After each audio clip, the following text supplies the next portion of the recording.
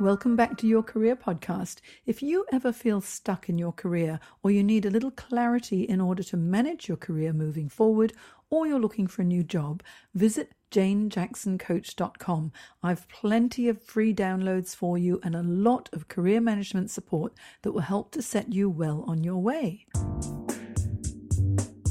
Welcome to Jane Jackson Careers, a podcast that takes your career to the next level. Here's your host, Jane Jackson, author of Amazon Careers bestseller, Navigating Career Crossroads.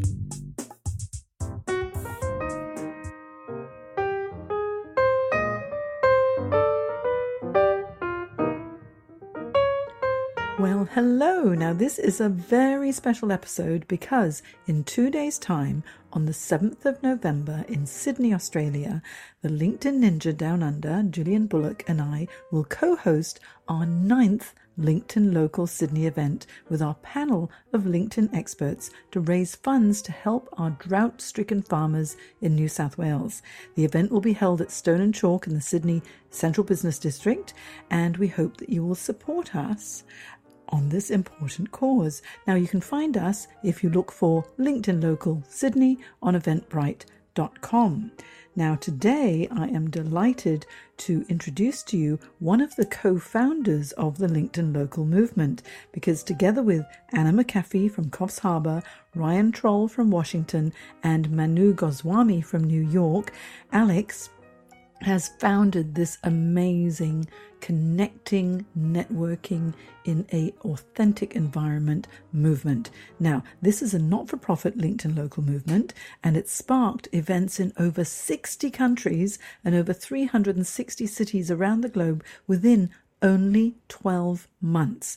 We bring thousands of people together to take online networking offline. Now, let me tell you a little bit about Alexandra Galviz. She was head of training and development for a foreign exchange broker by the time she was only 24 years old. Now, finding herself a round peg in a square hole, she started sharing her thoughts on LinkedIn on career development to a student audience. And she began to achieve widespread recognition and began consulting on matters related to personal branding and social media. One of her passions is working with social mobility charities, upskilling the next generation through employability workshops and inspiring keynote speeches, sharing her own career journey in and out of the corporate world. In December 2017, LinkedIn named Alexandra one of the top 12 most influential writers in the UK. She now runs her own consultancy, training companies on personal branding and how to leverage social platforms like LinkedIn to grow their business. And now let's welcome Alexandra Galviz to the show. Hi, Alex. Hi, how are you? I'm really good. It's so nice to talk to you again. We met when I was on holiday in London, and now here we are. We're talking via Zoom, and it's really good to hear your voice again, because I know that there's been so much going on in your career and your business recently. But before we get into that, how about, just to kick us off, you tell us a little bit about your career journey, as this podcast is all about career journeys and career transition. So what were your early career aspirations when you were a little girl? So early on, it was a combination. Well, I kind of went through a few different phases. At one point, I wanted to join the RAF because I was in the Air Cadets when I was younger. So just to spend a lot of time kind of flying planes, going camping, marching, that sort of stuff. And so that kind of influenced me quite a bit in my early teens. And then I got really into art. And so at one point I wanted to be an artist. And I still paint to this day. And then that kind of transitioned into like wanting to do architecture. But I was never particularly keen on science. So physics was just not my forte. I just liked the idea of drawing buildings and photographing buildings. So that kind of idea fell by the wayside. And then it was actually an internship in the city when I was about just turned 18. I worked for an insurance company. And that really kind of opened my eyes to the world of finance and really kind of gave me a taste of what a potential sort of job could be like. And I sort of became fascinated with that world. So, well, that was quite a lot of changes that you had when you were little, from being in the RAF to being an artist in architecture and then insurance. And so being an intern in insurance, how long did you stay there and how did your career progress in that area? So I did that internship for about 3.5 months. And really, I mean, I think I just learned so much. I was really fortunate that the company I worked for had never had an intern. So they didn't really know what you were meant to do with an intern. So and I'd never been an intern. So we were kind of figuring it out as I went along. And the more I sort of got involved and kind of took my initiative and kind of, asked how I could help or what I could do for them to kind of alleviate the workload, the more they gave me. So I got exposed to a lot of things that, an 18-year-old interning doesn't. Initially, they hired me to do teas and coffees. And that's kind of what I expected it to be as well, given that I was quite young. But the more they saw that I was sort of capable, the more they kind of got me more involved. And then they ended up hiring another intern to do the teas and coffees. So that kind of really opened my eyes to, quite enjoying the industry, quite liking kind of this fast-paced. I was pretty much at a very high level as well. So working directly with the CEO and with the senior management. So being exposed to that quite young kind of gave me huge aspirations of, oh yeah, I want to reach kind of where, that CEO is or where my manager was at the time, and kind of gave me that, I guess, that experience, but also that, person to those role models essentially to look at going forward. And did you have a mentor who was helping you to understand the world of corporate? I guess, for me, my mentor was very much my manager at the time. And I was really fortunate because she was a brilliant manager. She very quickly picked up on things that I didn't like doing, that, stuff like presenting or talking in meetings, and sort of encouraged me to get, start to be a little bit more out there and be a bit more confident in what I was doing. And I guess to a certain extent, even, the CEO of that company and his PA were always really encouraging towards the work that I was doing. So that really, helped and gave me a lot of confidence. I was capable of doing, a lot of things. When we were having a drink and a chat in London a few months ago, and you were telling me about your career journey, it really was a very fast trajectory. I think because, well, obviously talented, intelligent young woman who wanted to progress as well. And then you ended up, let's just have a quick look at your notes, you ended up as head of training and development for a foreign exchange broker by the time you were 24. So in the space of 6 short years, you really progressed quickly. What do you think was your secret to this rapid progression? Was it, like your thirst for knowledge, or the fact that you went on some additional training courses, or what do you think it was, in addition to obviously ability, that really helped you to quickly progress? I have this knack of creating roles that don't exist. So, for example, I realized this quite early on in my second internship. So after I did my first internship, I thought, this has been a great opportunity. I've learned so much. I've gained a lot of contacts. I need to do this again. And I didn't need to do an internship, not the first time or the subsequent times. But I realized that I was studying a French degree. And unless I was going to get some form of business experience, I wasn't going to be able to I was going to struggle to get into that industry. And so my game plan was to intern every summer in different business sectors in order to gain those contacts and that experience. So by the time I graduated, I got headhunted straight away by a company, given that I had, 1 year's of experience already.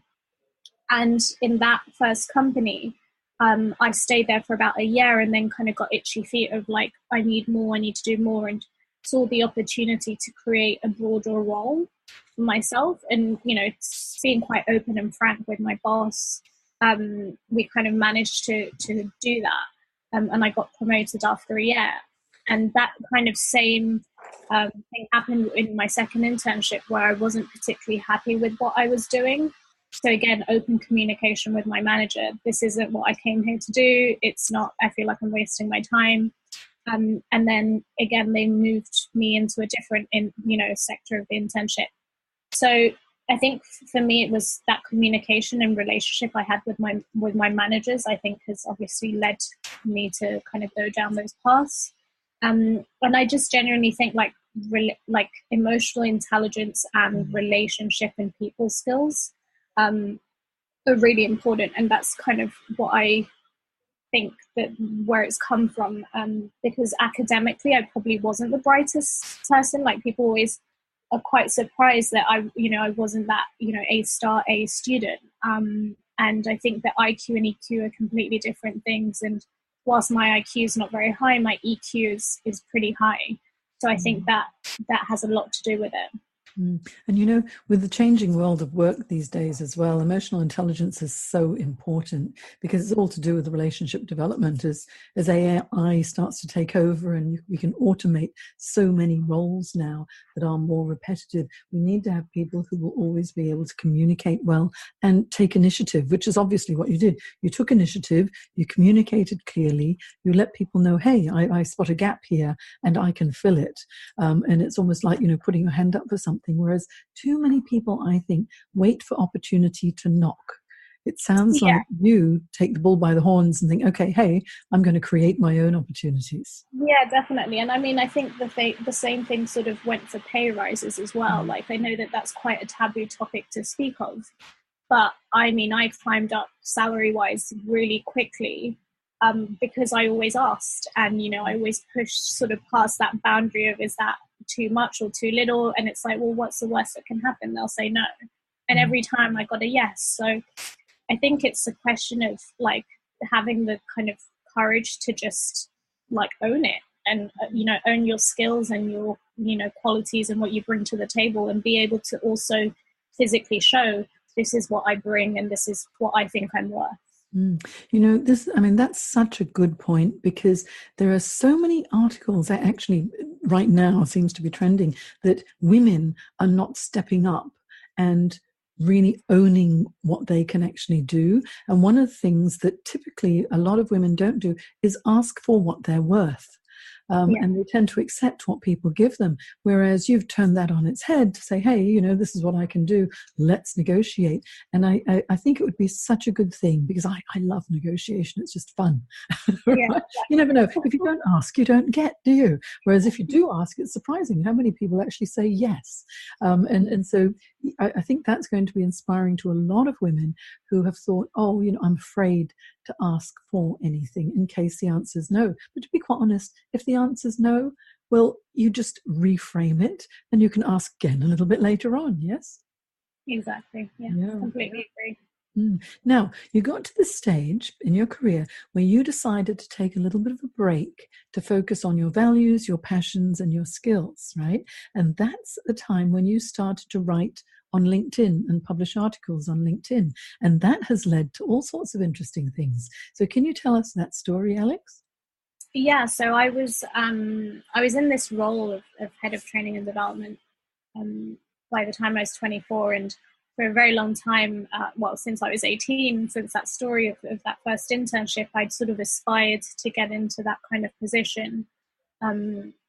Technically, like my goal was, by the time I'm 30, I'm going to be, in management. I'm going to earn a really good salary. I'm going to travel internationally and have all the luxuries that come with that. And then I got it by the time I was 24, and I was like, 1 second, that's a lot earlier than I'd planned. And also it just doesn't quite feel like I imagined it would feel like. And that for me was kind of a bit of a, getting the rug pulled out underneath me. I was very lost, shall we say. And so it was it was actually kind of in my role that I started to figure out who I was, started to look quite internally, given that I didn't have a huge amount of experience in training and development. I got sent on a lot of courses to then bring internally. And what I realized is the more that I looked at, coaching, mentoring, personal development, sales, I started to realize that I was actually really in the wrong place, that my values no longer aligned with the financial services, that I no longer aspired to earn a lot of money, that instead I was after purpose and meaning. And whilst I loved the training and development element, I was doing it to the wrong audience. So I wasn't particularly keen on training, salespeople about foreign exchange products. It just didn't do it for me. So what I do now is very similar, but it's with products that I love or subjects that I love with people that I love to work with. Mm-hmm. So not entirely different. And then the blogging on LinkedIn kind of actually started when I was in that job. So I started blogging when I was in my first graduate job. I decided to start writing on LinkedIn around career development, to basically kind of impart, I had a very strange, university experience in which I interned in business every single summer. So I'd accumulated a huge amount of knowledge through just all of those learning experiences. And I thought, I really want to encourage students to do the same thing I did, because I saw how many of my friends, qualified with firsts or 2-1s, which was better than I did at universities, better than I went to. And they was really struggling to find jobs. Some had masters, some had degrees in finance or business, but no one was hiring them because they didn't have the relevant experience or some form of experience. And so I wanted to write to say, this is why you should be doing internships. This is what I got out of it.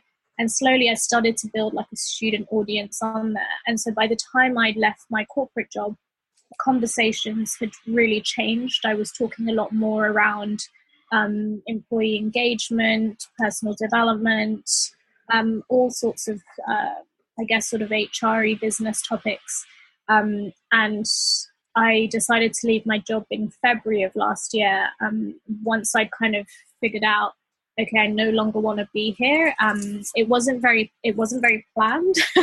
I had a bit of a knee-jerk reaction to a work situation and thought, do you know what, I'm out of here, and just, strolled into my boss's office and handed in my resignation, as so many people dream about. And that was pretty much it. I hadn't thought about it more than like 2 hours, but it just felt like a gut instinct of, you've reached your limit. I'd had a lot of burnout there, and a lot of stress, anxiety related to work. And I just felt like mentally I couldn't go on any longer in that kind of environment.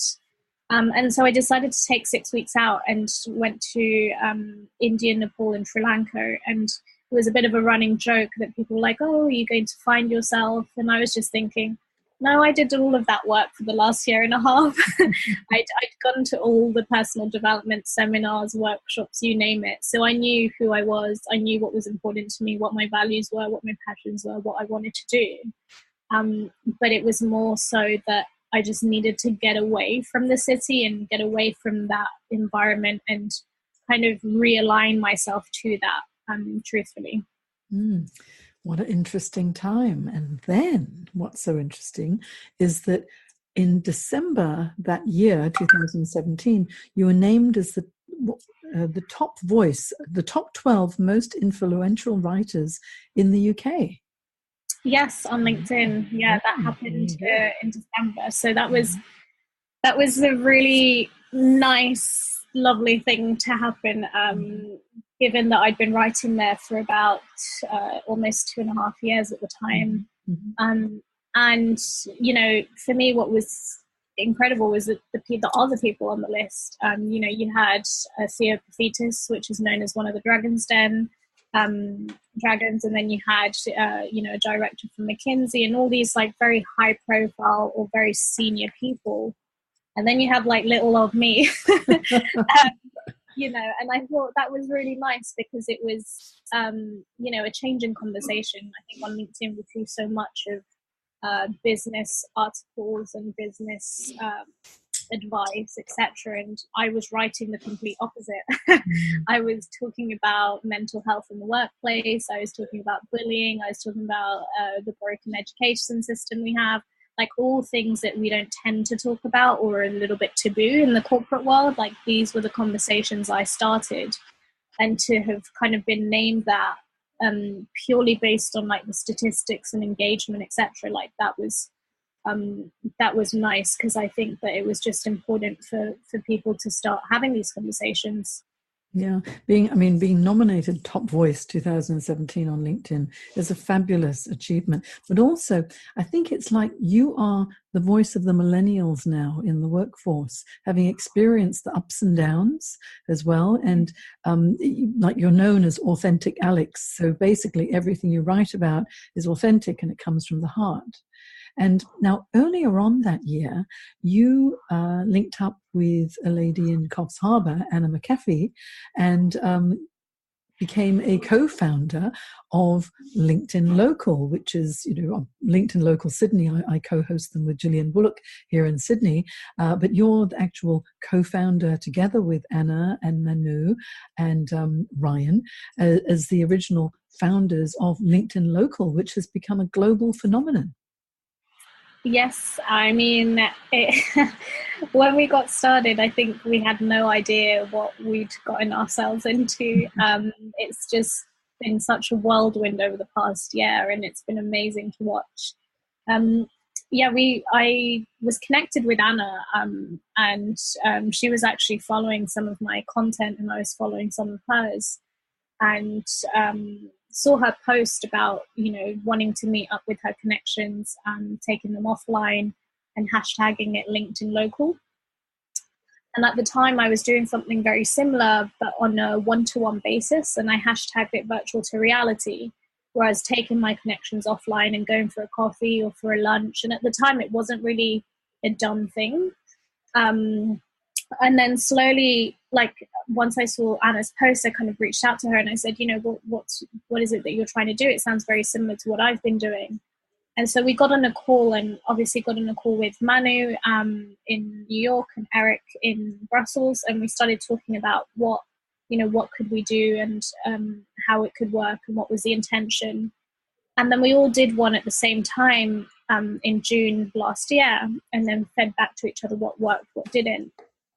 And then we kind of continued doing them on a monthly basis. And it wasn't until September that it really snowballed, for two reasons, I think. Mainly, one was that Manu did a post that got viewed 1.4 million times because Jeff Weiner had commented on it, the CEO of LinkedIn. And then the other one was that for the first time we had a piece of content, a video content. So someone had asked, can I film your event? And all of a sudden it was something that people could see and understand and watch. Whereas before we were always talking about it, or we had photos, but we couldn't really have a feel for it.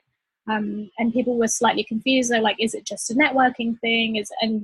Having to explain that was a lot easier via video. And then that piece of content got shared multiple times across the platform. And then we got inundated with requests of how do we set one up, what's it about, etc. And that's where Ryan came in and asked us, do you guys need a website? I'm happy to build one for you. And so then Ryan became part of the founding team as well.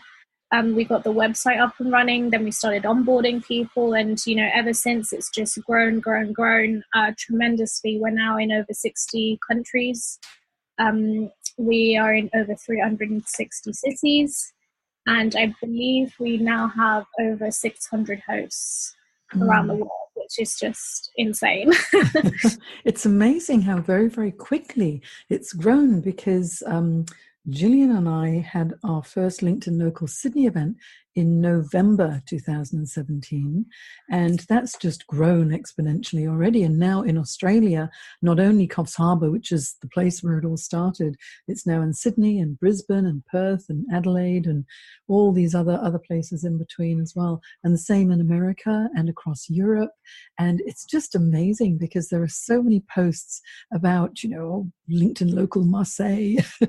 It's crazy. I know fun. the other day on Instagram, and it was like LinkedIn Local Iran, and someone I was talking to someone in Hawaii. It's just and all across India. It's in Hong Kong and Singapore and the Philippines. It really is phenomenal. And to think that it just started as a hashtag. Yeah, exactly. And I think I always say to people, what we did, it was nothing new.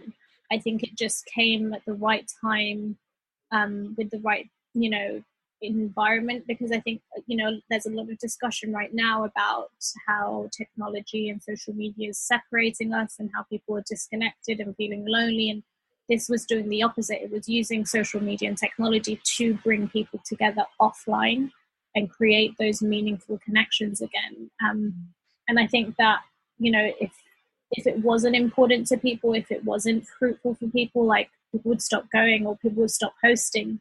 But it just keeps getting bigger and bigger and more known around the world. So it's been amazing to be a part of, and obviously now build a business off the back of it. So that's the exciting part. Yeah, it's such a wonderful success story. And I think one of the reasons why, excuse me, why people like the LinkedIn Local ethos is because like we do over here with our events as well, we say it's a no pitch, no sales environment. It's not a business building, come and network and here's my business card, call me sort of environment. It's just getting to know the real people behind the LinkedIn profiles. And we get so much positive feedback from it, and it must be the same everywhere. And I've just found that within that LinkedIn Local community, it's not just the hosts who get to meet so many amazing people, it's the people who attend who become such good friends with each other as well. Definitely. And I think people appreciate, the people that bring those communities together. And for so many different reasons. Yeah, and so now with the way that it's evolving, and it's the name is changing to LocalX. So the name is staying the same. Yeah, I think we've had a bit of confusion with that. The name is always going to stay the same. It is and always will be the LinkedIn Local community. And what it essentially is we're building a technology platform called LocalX. And LocalX will essentially be powering LinkedIn Local, but not only them, but other communities. So what we're trying to do is encourage businesses, organizations, universities to basically, bring their communities offline with these events, and having the platform and technology that will help curate that experience a lot easier, because we've listened to all of our hosts around the world about, the struggles they have with our website, with Eventbrite, with speaking to their attendees, getting feedback, like they're using lots of different platforms, communications isn't great. So what we're trying to do is build everything into one platform so that they don't have to go anywhere else but this one platform. And what we've found is just by talking about doing that, we've had a lot of interest from other businesses saying, will you be white labeling this product? And at that point we were like, oh, okay. Because we've always built LinkedIn Local for the community, and everything that we've done to develop it has been from the feedback of the community. And now we've started to realize actually we're building something that could be valuable to a lot of other kind of organizations. I think, it's such a fantastic story. And I think just bringing communities, whether it's at universities or businesses, internally, externally, maybe industries getting together as well, there are so many possibilities for this to grow even greater than it already has, because just in one short year, the growth has been phenomenal. Now, what about Alex herself? Okay, because now you run your own consultancy. So tell us about your consultancy, Alex. Yeah, so I kind of do two, three things mainly. I basically coach and train mainly C-suite and entrepreneurs on how to create their personal brands specifically on LinkedIn. So I do that on like a one-to-one basis, but I also go into businesses now, mainly startups, and help them create their individual personal brands, but also their company personal brands on LinkedIn. And I've done that since I left my job. It's sort of the main thing that I do.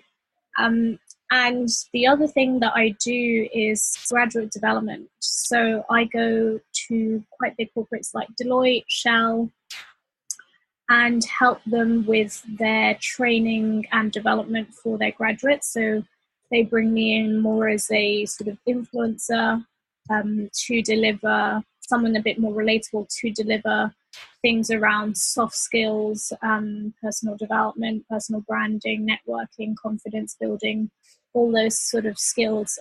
So that's kind of my real passion area. It's really why I left my job. I also do that with social mobility charities and universities. So going into them as well and helping them with very similar things. So that's either done through workshops, or they're also done through public speaking gigs. So rooms full of like hundreds of students, basically. And then I do a lot of public speaking that kind of fall under either three of those. So LinkedIn personal branding, graduate development, or LinkedIn local. What an amazing trajectory your career path has been, and also done with such heart as well, because you do so much for the charities, which makes such a difference. And you know what? Just this word came to mind as you were talking. You're like a millennial mentor. Mentor to millennials for sure, especially with the graduates, who might be feeling a little bit lost, like how do we compete, how do we progress? Because so often graduates, they go through the rotations maybe for 2 years, depending on the organization and what they plan. It might be 6 months here or 3 months here, and then move on, and then they feel quite special for about 2 years, and then after that, so, okay, finish the grad program now what? And then they get stuck.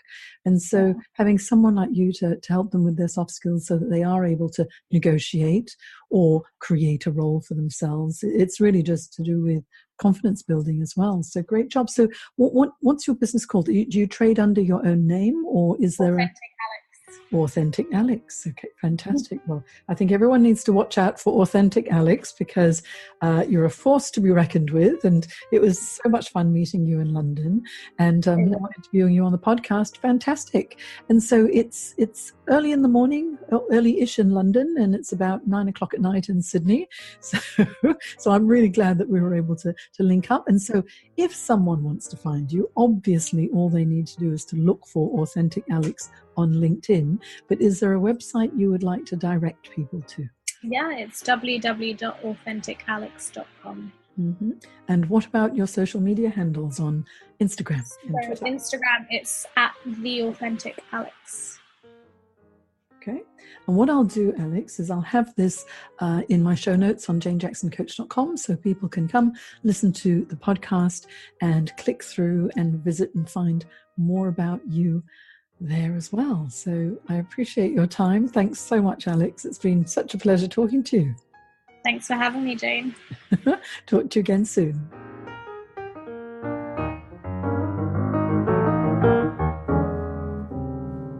If you enjoyed this podcast, look for Your Career Podcast on iTunes and leave a review. And for all the career management support you need to create your dream career, visit janejacksoncoach.com and join my Careers Academy for live career webinars, group coaching, one-on-one coaching support, as well as my online career development courses. Isn't it time you found your dream job? You've been listening to Jane Jackson Careers. Sign up to receive regular career advice at janejacksoncoach.com.